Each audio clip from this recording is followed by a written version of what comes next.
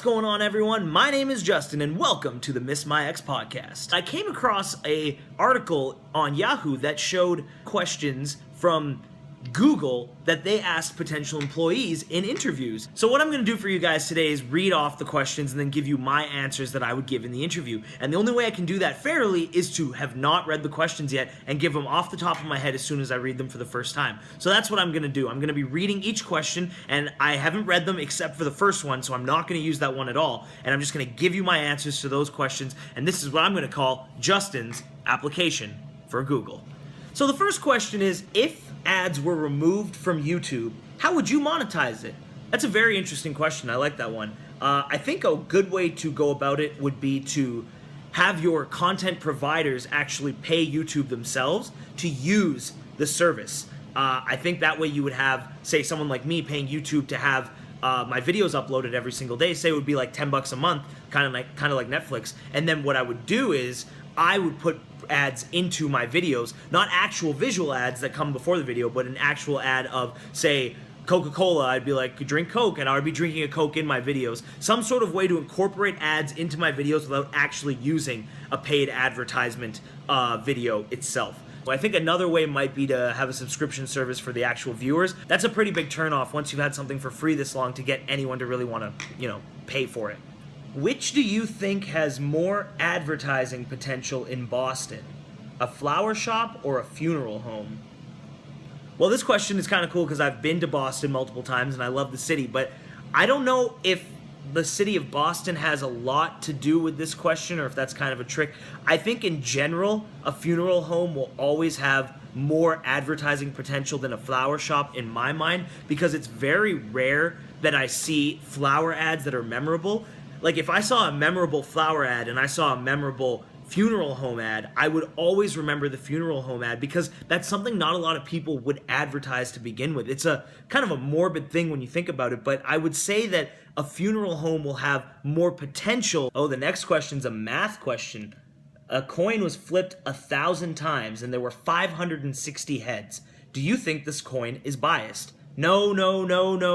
Anyone who knows me knows I'm a huge math geek. That's just not enough trials in the long run of life for me to think that a coin is biased, especially if it came up only 560 times. That's only 60 more over 1,000 flips that it came up one way than the other. What I'm trying to say is the coin can be flipped over and over and over again, and over the long period of time, it should eventually lean towards being 50% both ways, but 1,000 flips that ain't enough for this math geek to be happy with.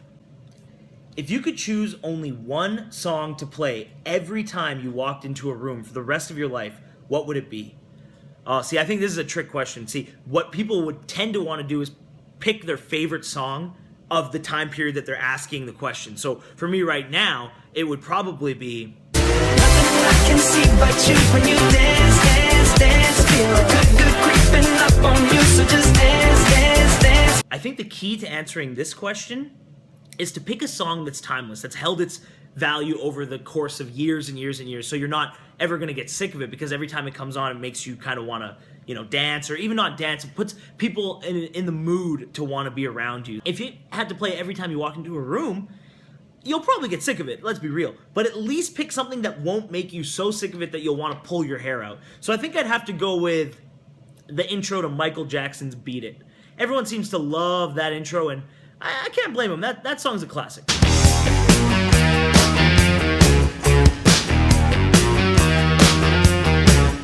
Oh, we've got another math question here.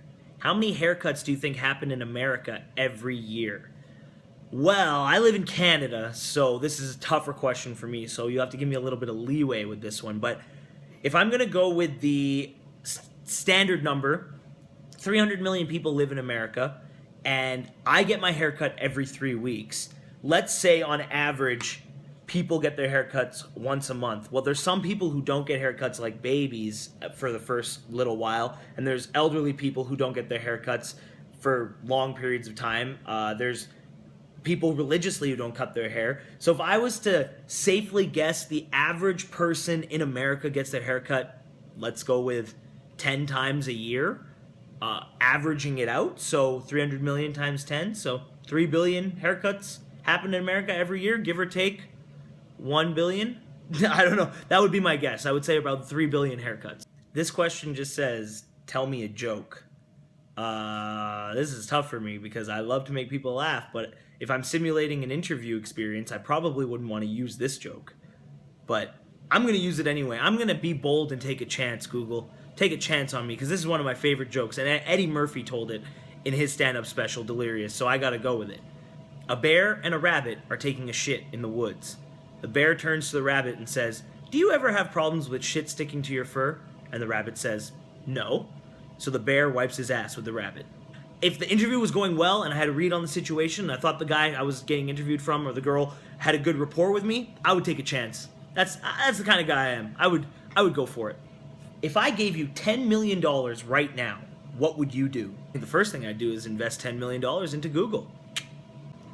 So there's some of the Google questions that they ask in interviews. I hope you guys enjoyed this video, seeing me trying to figure out these questions off the cuff. I'm going to be so embarrassed when I come back and watch the video and put it together and realize there's so many better answers I could have given, but I don't want to change the video and come back and do that. I'd rather just do it as simulated to the interview process as possible, even though I know it's not, because I think it's more fun that way to see under pressure in the moment. It's kind of fun to see if you can come up with unique answers that they might not expect, or come up with the answers that they did expect or hope for you to come up with. So I hope you guys enjoyed it. This was a lot of fun. Remember, you can listen to the Miss My Ex podcast on SoundCloud, iTunes, and Stitcher. We also have the Miss My Ex Facebook page, which I'm going to link below, so check it out.